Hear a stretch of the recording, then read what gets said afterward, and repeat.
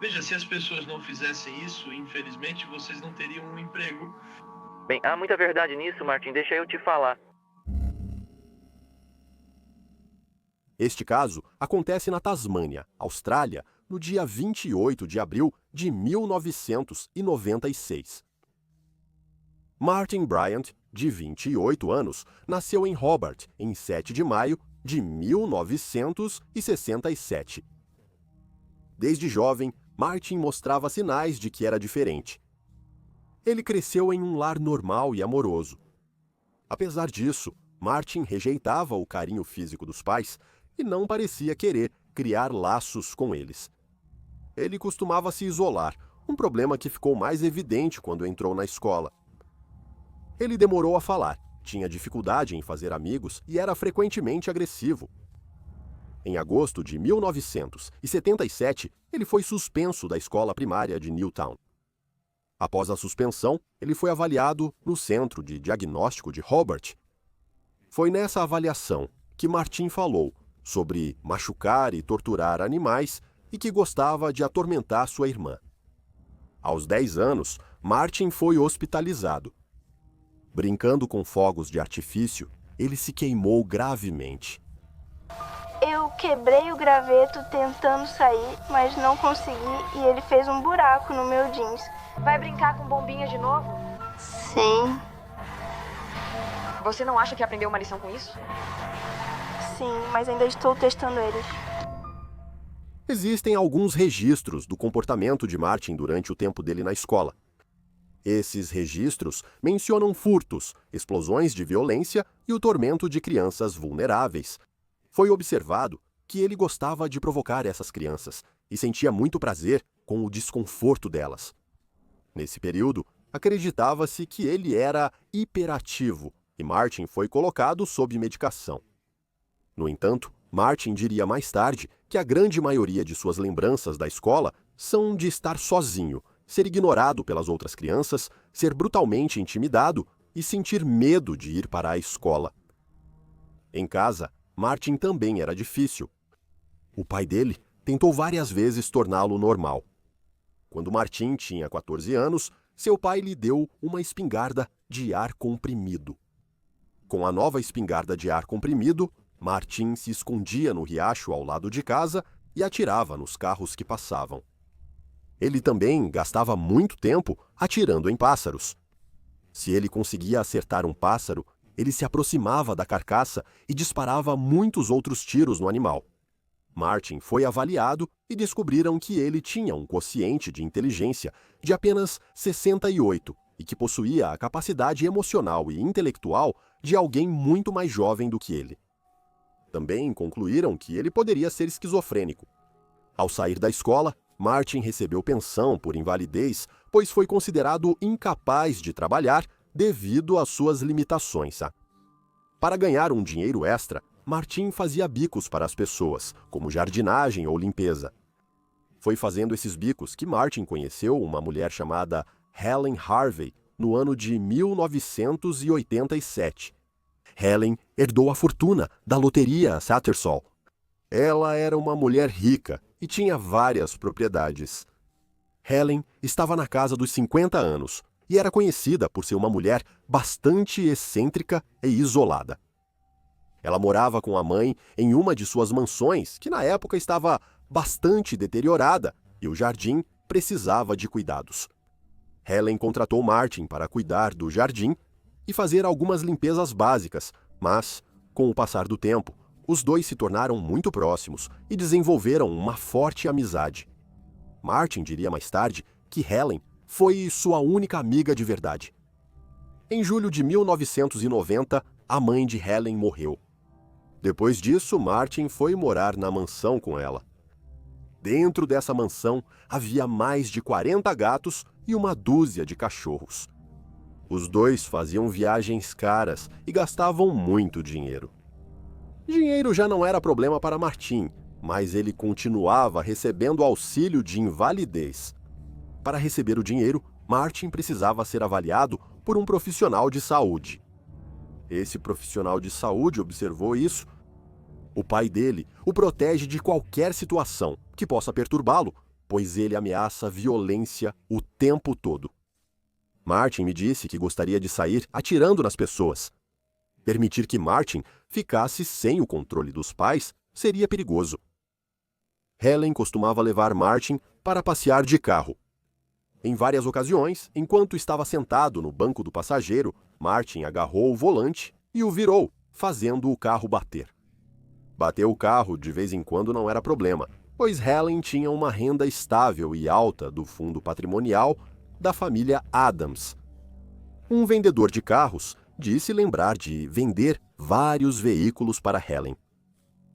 Ela sempre vinha acompanhada de Martin. No começo de todo mês, ela simplesmente comprava um carro por impulso. No entanto, quando a renda mensal do fundo acabava, ela pegava o carro e vendia. E então, quando o pagamento do mês seguinte chegava, ela voltava e comprava outro carro. Os registros de transportes da Tasmânia indicam que ela possuía mais de 50 veículos durante o período em que era amiga de Martin. Em outubro de 1991, Martin mudou-se para Copping, para uma propriedade rural onde passou a morar com Helen. Segundo documentos judiciais, Martin mantinha um porco em seu quarto à noite até que ele cresceu, e isso deixou de ser possível. Dizem que um dos filmes favoritos de Martin era Babe, mas ele pode ter mantido o porco em seu quarto por um motivo mais perturbador, como você vai descobrir mais adiante no vídeo. Enquanto morava nessa fazenda, Martin às vezes disparava seu rifle contra turistas desavisados que paravam perto das barracas de mercado na estrada. Alguns relatos também mencionam que ele chegou a atirar no cachorro de um vizinho. No dia 20 de outubro de 1992, Martin e Helen saíram de carro para comprar mantimentos. Voltando para casa, o carro desviou para a pista errada e colidiu com um veículo em sentido contrário. Helen morreu na colisão aos 59 anos. Martin ficou gravemente ferido. Ele foi internado no hospital e sofreu fraturas nas vértebras, fraturas nas costelas e uma lesão na cabeça. Após essa lesão na cabeça, ele ficou inconsciente por mais de 1 hora e, por semanas depois, sofreu com fortes dores de cabeça. Foi feita uma tomografia em seu cérebro que, segundo dizem, não mostrou sinais de danos cerebrais. Apesar do fato de Martin já ter causado acidentes anteriores, não houve investigação sobre a morte de Helen e ele nunca foi acusado. O vizinho de Heather, Barry, disse que Heather confidenciou a ele que não conseguia dirigir acima de 35 km por hora devido ao comportamento errático de Martin. Ela disse: "Um dia ele vai acabar me matando." Barry prestou um depoimento à polícia, mas acredita que nunca foi levado adiante ou levado a sério.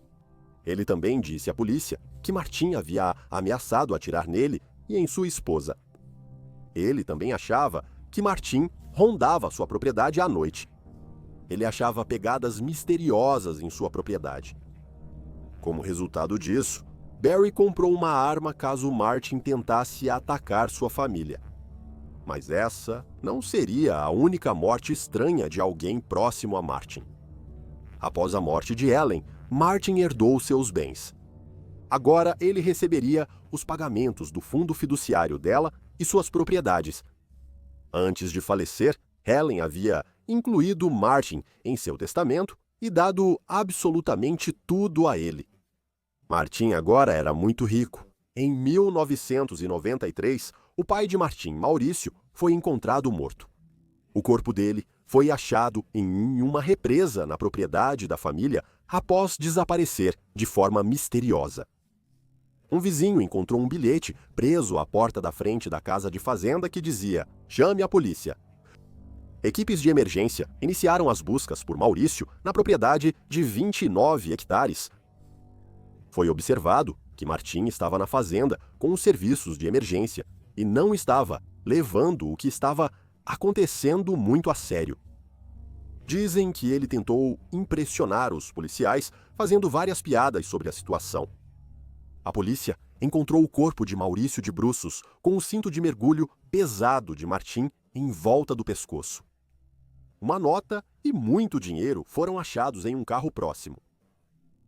É importante notar que, antes da morte de Maurício, ele vinha agindo de forma estranha e também estava fazendo preparativos para sua morte, como transferir a conta bancária para o nome da esposa, entre outras coisas. Foi determinado que Maurício tirou a própria vida. No entanto, alguns especularam que Martim poderia ter tido algo a ver com a morte do pai. Um policial que trabalhava no caso e que havia crescido perto daquela área notou uma quantidade incomum de carcaças de ovelhas na água. Ele apontou que as ovelhas nunca bebem dos cursos d'água na primavera ou no inverno da Tasmânia e raramente caem neles. Um total de $250 mil foi deixado para Martim em seu testamento. Maurício foi uma parte importante da vida de Martim e ajudou a mantê-lo um pouco mais centrado. Apesar de alguns comportamentos antissociais de Martin, Helena e seu pai foram influências que ajudaram a conter seu comportamento. Martin usava roupas estranhas para tentar fazer novos amigos. Ele usava um terno azul brilhante, carregava uma pasta e dizia para as pessoas em seu restaurante favorito que era um homem de negócios que ganhava muito dinheiro. O dono desse restaurante diria mais tarde: foi horrível. Todos riam dele, inclusive os clientes. Eu realmente senti pena dele. Percebi que esse cara não tinha muitos amigos. Ele parecia uma criança querendo impressionar todos. Ele me pareceu um cara jovem muito entusiasmado, como um filhote de labrador. Sempre tinha algo a dizer, sempre tentando impressionar. Martin também fez várias tentativas de iniciar amizade com crianças locais e tentava mostrar a elas vídeos adultos. Martin acabou vendendo a propriedade da fazenda e começou a viajar pelo mundo. O que Martin mais gostava nessas viagens eram os voos, pois podia conversar com outros passageiros que não tinham como sair dali. Ele ia para Sydney, Melbourne, Miami, Londres, Bangkok, Tóquio, entre outros lugares. No fim de 1995, Martin perdeu a bagagem ao voltar para a Austrália e, ao ser encontrada, a alfândega achou 4 vídeos pornográficos ilegais. Todos eles envolviam adultos humanos com animais. Martin diria mais tarde que, em 1995, decidiu que já tinha tido o suficiente e às vezes pensava em tirar a própria vida. Ele também teria dito a um de seus vizinhos: "Vou fazer algo que fará todos se lembrarem de mim." No início de 1996, Martin começou a comprar várias armas. Também em 1996, ele colocou um anúncio em um jornal. Ele estava procurando um jardineiro para sua mansão. Petra Wilmot foi contratada por Martin para trabalhar na mansão. Após breve trabalho juntos, iniciaram um relacionamento. Martin teve algumas namoradas antes de Petra, embora nenhuma delas tenha durado muito tempo. Para Petra, esse foi seu primeiro namoro. Em 15 de abril de 1996, Martin e Petra foram às compras em Hobart. Martin disse a ela que precisava comprar uma bolsa para as aulas de Tai Chi e trouxe uma fita métrica para ter certeza de que era grande o suficiente.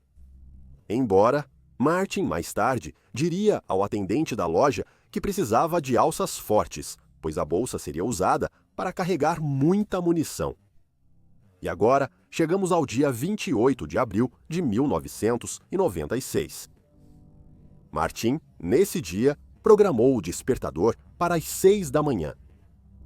O despertador tocou e ele e Petra tomaram café da manhã, juntos, e tomaram banho. Em seguida, ele carregou seu Volvo amarelo com a bolsa que havia comprado naquele mês. Dentro da bolsa havia algemas, corda, uma faca de caça, 3 armas semiautomáticas e uma quantidade significativa de munição. Em seguida, ele partiu para Port Arthur. No caminho, parou para tomar café e contou a alguns que ia surfar em Roaring Beach. Martin guardava uma prancha de surf no teto do carro, mas ele não sabia surfar. Ele só gostava da estética de surfista e a imitava para agradar as pessoas. A caminho de Port Arthur, Martin foi primeiro para uma pousada chamada Seascape Cottage, que pertencia a David e Sally Martin. Essa pousada era significativa para Martin. O pai dele já havia tentado comprar a pousada antes, mas David e Sally conseguiram comprá-la antes dele. Martin aparentemente acreditava que David e Sally compraram a propriedade de propósito para prejudicar sua família e culpava o casal pela depressão que levou à morte de seu pai. Martin foi à pousada e matou David e Sally Martin a tiros. Não havia hóspedes presentes no momento do tiroteio, porém, logo após matar o casal, 2 turistas avistaram a pousada e pararam para dar uma olhada por volta das 12h30 da tarde. Os turistas eram um casal de marido e mulher e só queriam dar uma olhada no local. O casal saiu do carro e começou a caminhar em direção às cabanas à beira-mar quando, de repente, Martin apareceu. O casal disse depois que ele parecia estar agitado. Fazia movimentos bruscos com as mãos e se movia nervosamente. O marido disse: "Será que poderíamos dar uma olhada em um dos apartamentos?" Martin respondeu: "Não, minha mãe e meu pai saíram por 10 minutos. Não posso mostrar porque minha namorada está lá." O casal achou seu modo de falar estranho e rude. Ambos ficaram desconfortáveis. A esposa disse ao marido: "Vamos embora daqui." O casal voltou para o carro, entrou e começou a sair da propriedade dirigindo. A esposa olhou por cima do ombro enquanto o carro seguia para a rodovia. Ela disse que Martin estava parado na frente da casa, olhando na direção deles. Pouco depois disso, Martin foi embora e dirigiu em direção a Port Arthur em seu Volvo. No caminho para Port Arthur, ele parou para conversar com 2 pessoas cujo carro havia quebrado. Martin conversou rapidamente com eles e foi perguntado se ele ia surfar por causa da prancha de surf no bagageiro do carro. Martin respondeu: "Não, estou indo para a Ilha dos Mortos para me livrar de algumas vespas." Martin sugeriu que se encontrassem mais tarde no café em Port Arthur. Ele então continuou dirigindo. Por volta de 1h30 da tarde, Martin entrou no café Broad Arrow. Naquele momento, cerca de 60 pessoas estavam dentro do prédio. Martin comprou comida e bebida e sentou-se do lado de fora. Um cliente ouviu Martin dizendo que havia muitas vespas por perto e que havia turistas asiáticos demais. Martin então se levantou, entrou novamente no café e encontrou uma mesa que não estava ocupada. Ele colocou sua bolsa sobre a mesa e imediatamente tirou um fuzil AR-15 que estava carregado com um pente de 30 tiros contendo 26 munições vivas no momento e começou a atirar nas vítimas desprevenidas. Um sobrevivente, mais tarde, descreveu à polícia suas observações e disse que Martin não dizia nada, mas parecia estar rindo de forma agressiva e não de maneira divertida. Ele disse que Martin andava de mesa em mesa, atirando nas pessoas na cabeça.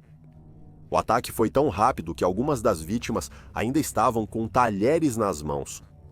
Em seguida, ele foi até a loja de presentes do prédio, atirando em qualquer pessoa que pudesse, e ficava indo de um lado para o outro entre as 2 áreas. Uma mulher chamada Caroline Nash testemunhou o ataque. Ela não foi vista porque estava deitada sob o corpo morto do marido, Peter Nash. Peter havia coberto a esposa para salvá-la das balas. Um homem que sobreviveu após ser baleado no pescoço ouviu Martin dizer: "Ninguém escapa de mim." Enquanto ele atirava, enquanto tudo isso acontecia, os 2 policiais de plantão estavam a mais de 40 minutos de distância no rio Saltwater. O efeito de eco dos tiros tornava impossível saber de onde eles vinham. As pessoas correram para salvar suas vidas, sem saber para onde ir ou onde era seguro. Martin saiu do prédio e atirou e matou mais pessoas no estacionamento. Ele então voltou para o seu Volvo e começou a dirigir novamente, disparando tiros pela janela enquanto fazia isso. Uma mulher chamada Nanette e suas 2 filhas, Alana, de 6 anos, e Madeline, de 3 anos, estavam fugindo do local. Nanette disse às filhas que já estavam seguras, pois tinham alcançado uma distância segura. Nesse momento, um Volvo amarelo vinha em direção a elas. Uma testemunha viu Nanette se aproximar do veículo, pois ela provavelmente pensou que esse carro poderia oferecer algum tipo de fuga daquela área. Martin saiu do carro e colocou a mão no ombro dela. Outras pessoas que tentavam fugir estavam perto o suficiente para ouvi-lo dizer para ela se ajoelhar. Nanette fez o que ele mandou e implorou para Martin: "Por favor, não machuque meus bebês." Martin, então, atirou na cabeça dela. Ele então se virou e disparou 2 tiros em Madeline, de 3 anos, matando-a também. Alana, a mais velha das duas, correu para trás de uma árvore à beira da estrada. Martin, então, voltou sua atenção para ela. Ele atirou enquanto ela fugia para trás da árvore.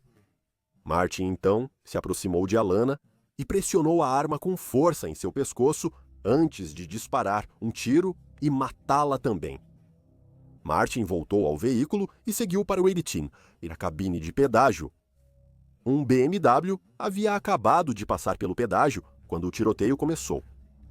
Um senhor avisou aos ocupantes do carro sobre um tiroteio e recomendou que não seguissem em frente. Dentro desse BMW estavam Mary Nixon, Russell Pollard e os passageiros Helen e Robert Salzman. Quando Martin se aproximou, ele e Robert começaram a discutir.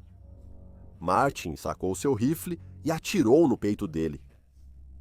Ao ver seu amigo sendo baleado, Russell pulou do carro e também levou um tiro no peito.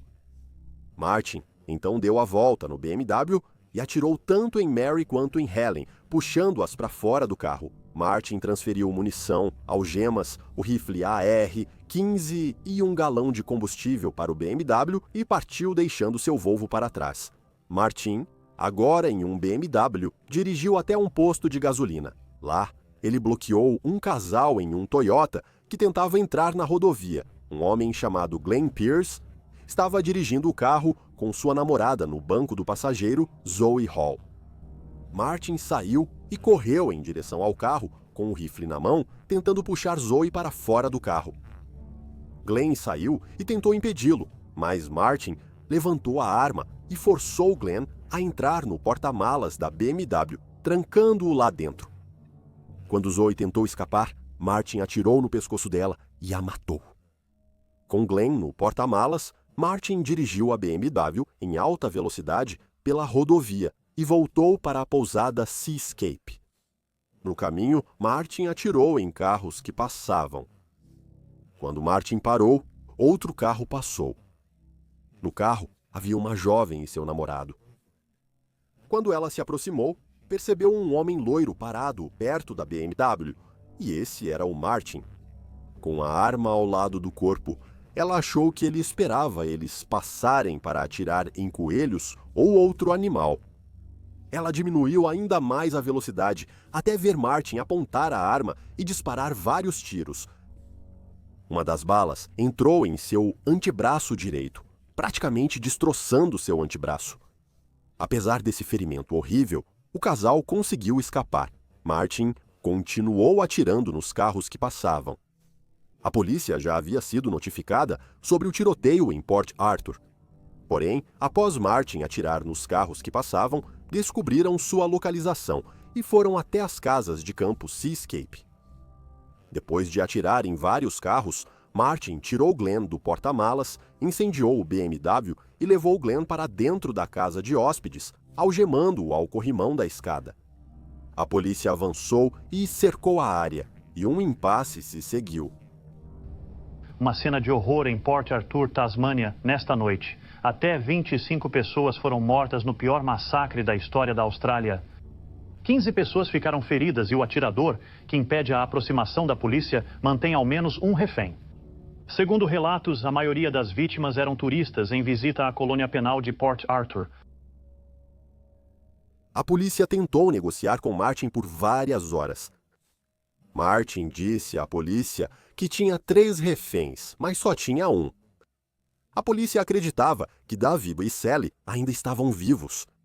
Ao falar com o negociador, Martin exigia constantemente que lhe providenciassem um helicóptero para levá-lo ao aeroporto de Hobart. De lá, ele queria ser levado de avião para Adelaide, ameaçando matar seus reféns se essas exigências não fossem atendidas. Ele disse que, quando o helicóptero chegasse, pretendia levar Sally com ele como refém e libertar os outros.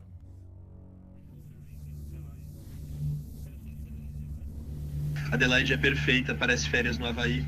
Férias no Havaí. Sim, isso mesmo, senhor. Desculpe, não entendi o que o senhor quis dizer com isso. Não sei, parece interessante. Talvez eu tenha sanduíches. Essas pessoas têm salada e um pouco de bacon com ovos. Vou fritar bacon e ovos para eles. Ei, preciso ir porque a chaleira está apitando lá embaixo. E agora vou fazer uma xícara de chá para os reféns.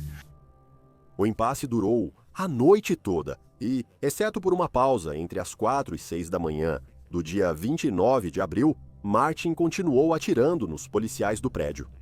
Cerca de 150 tiros foram disparados contra a polícia. Por volta das 7h40 e 5 do dia 29 de abril, foi vista fumaça saindo do prédio. Logo, o prédio foi tomado pelas chamas. Às 8h25 da manhã, Martin foi visto correndo das chamas, tirando suas roupas que estavam pegando fogo até ficar completamente nu. Martin então caiu de joelhos enquanto a polícia se aproximava rapidamente e o prendia. Martin sofreu queimaduras graves e foi levado rapidamente ao hospital. Quando o massacre de Port Arthur chegou ao fim, 35 pessoas haviam sido mortas e 23 ficaram feridas. As chamas foram apagadas e a pousada foi revistada. Dentro das ruínas da pousada estavam os corpos de David e Sally Martin e Glenn. Por causa do incêndio, os corpos foram identificados por registros dentários. Descobriu-se que Glenn havia sido morto muito antes do início do incêndio e tinha sido baleado no pescoço e no estômago. Após receber tratamento, Martin foi interrogado pela polícia. No entanto, ele afirmou que não sabia nada sobre o tiroteio em Port Arthur e disse que, no momento do tiroteio, estava surfando em outro lugar. Ele afirmou à polícia ter sido falsamente acusado e se recusou a dar entrevista gravada. Por algum tempo, Martin recusou, mas seu advogado o convenceu a falar. Em 4 de julho de 1996, os investigadores entrevistaram Martin. A transcrição dessa entrevista está disponível online se você procurar por ela. Durante o curso dessa entrevista, que foi gravada, Martin admitiu que possuía o rifle AR-15 que foi usado no massacre e admitiu ter sequestrado um homem e o obrigado, sob a mira de uma arma, a entrar no porta-malas do BMW, depois dirigiu o veículo até Seascape e, em seguida, ateou fogo nele. Durante toda essa entrevista, ele insistiu que nunca esteve em Port Arthur no dia 28 de abril, nem atirou em ninguém. Embora, ao final da entrevista, ele acabe se traindo sem querer. Agora vou reproduzir o trecho para você. Tenho certeza de que você vai encontrar a pessoa que causou tudo isso. Eu não acho essa afirmação nada engraçada, Martin, para ser bem sincero. Você deveria ter gravado isso. Ainda está gravando neste momento. Então isso está gravado. Como você pode ver, Martin achou que estava sendo esperto e pensou que as câmeras estavam desligadas, mas não estavam. 4 profissionais de saúde mental avaliaram o estado psicológico de Martin. Todos concordaram que Martin sofria de um transtorno de personalidade significativo, mas não era insano. E embora Martin tivesse um quociente de inteligência de 66, sua inteligência não indicava que ele estivesse suficientemente prejudicado para satisfazer os critérios de responsabilidade diminuída. O advogado de Martin, João Avery, tentou convencer Martin de que, se o caso fosse a julgamento, eles chegariam a um veredito óbvio de culpa. Martin decidiu se declarar culpado pelos assassinatos, mas inocente das acusações de tentativa de assassinato contra os que feriu. Ele teria feito isso para ver as vítimas no tribunal. Isso jamais ocorreria, pois, em 7 de novembro, Martin se declarou culpado de 72 acusações, incluindo assassinato, tentativa de assassinato, lesão grave, sequestro e incêndio criminoso. O advogado de Martin disse: ir a julgamento teria sido uma estupidez absoluta, mas também envolveria trazer todas essas testemunhas, pessoas traumatizadas, ao tribunal e dar depoimento onde o resultado já era inevitável. O que ele queria era ver as pessoas que ele feriu tão gravemente indo ao tribunal e dizendo que foi ele. Ele queria ser o centro das atenções, Martin disse ao seu advogado, para não dar nenhuma explicação para o massacre. E até hoje, Martin ainda não deu um motivo. Martin foi condenado a 35 prisões perpétuas e mais 1.652 anos sem liberdade condicional. O massacre de Port Arthur é o terceiro tiroteio em massa mais mortal da história por um atirador solitário, tornando Martin Bryant extremamente infame na Austrália. Um trecho dos documentos do tribunal diz o seguinte: para quem perdeu familiares ou amigos, o impacto do crime envolve danos emocionais, sociais, físicos e financeiros. O impacto emocional vai de tristeza e incredulidade a raiva, amargura e luto intenso. Algumas pessoas estão pensando em tirar a própria vida. Algumas pessoas receberam antidepressivos e remédios para dormir. As famílias das vítimas relataram impotência e frustração, além da sensação de perda, até para sobreviventes cujas vidas desmoronaram. Eles relataram vidas destruídas e queixas de solidão e sensação de aprisionamento. Muitos que estavam em Port Arthur com seus entes queridos falecidos sofrem com pesadelos e flashbacks recorrentes. Essa tragédia também impactou a existência social das pessoas. Algumas vítimas disseram que se sentem isoladas, têm sentimentos de não serem amadas, de insegurança social, e algumas chegam a se descrever como agorafóbicas. Muitos percebem que são facilmente levados a crises de choro incontrolável, e alguns disseram que sentem culpa ao aproveitar a vida. Alguns aumentaram ou começaram a fumar e a beber mais, enquanto muitas famílias e amigos das vítimas recebem acompanhamento psicológico contínuo. Os nomes das vítimas que foram mortas naquele dia estão agora na tela, junto com suas idades. O massacre provocou várias mudanças na Austrália. As leis sobre armas foram alteradas e um programa de recompra foi implementado. 650 mil armas foram entregues e destruídas. Quem entregou armas recebeu compensação financeira. O programa de recompra custou 304 milhões em compensação e 63 milhões em administração. Alguns acreditam que Martin é inocente e foi incriminado, destacando a ausência de julgamento e a falta de vestígios de DNA dele na cena do crime. Também há alegações de que várias testemunhas não identificaram Martin como o atirador. Eles também duvidam que um homem com quociente de inteligência de 66 pudesse cometer tal ataque. Muitas das vítimas foram mortas com tiros na cabeça. Então, a alegação é que quem fez isso teria tido treinamento tático. No entanto, é provável que Martin tenha tido tanta precisão por estar em uma cafeteria pequena e cheia de pessoas. Por estar lotado, ele se aproximou e atirou nas pessoas a queima-roupa. Quem acredita na inocência de Martin acha que o governo fez o ataque para desarmar a população e culpou Martin por seu comportamento excêntrico e baixo quociente de inteligência, tornando-o um alvo fácil para a incriminação. É importante lembrar que Martin realmente admitiu ter cometido um massacre quando achou que não estava sendo filmado. Provavelmente, ele negou os assassinatos só para provocar a polícia. A mãe de Martin, Carleen, também acreditou nisso por um tempo. Ela acreditava que seu filho era inocente, o que eu acho compreensível. Ninguém jamais gostaria de pensar que seu filho seria capaz de um crime desses. No entanto, agora foi noticiado que ela acredita que seu filho é o responsável pelo massacre. Quanto a Martin agora, ele está quase irreconhecível. Em 2007, ele foi diagnosticado com síndrome de Asperger e na prisão é chamado de leitão porky por causa do peso. Relata-se que agora ele pesa mais de 160 quilos devido à medicação que está tomando e porque é conhecido por realizar atos com outros presos em troca de chocolate e pacotes de macarrão instantâneo. O massacre de Port Arthur é, sem dúvida, um dos casos mais trágicos que já cobri. Ver as cenas do crime e ler os documentos do tribunal foi realmente horrível. Walter Mikac, que perdeu a esposa e filhos naquele dia, fundou uma instituição de caridade em homenagem a eles. Um link estará nos comentários. Até hoje, o massacre de Port Arthur continua sendo o pior tiroteio em massa da história da Austrália.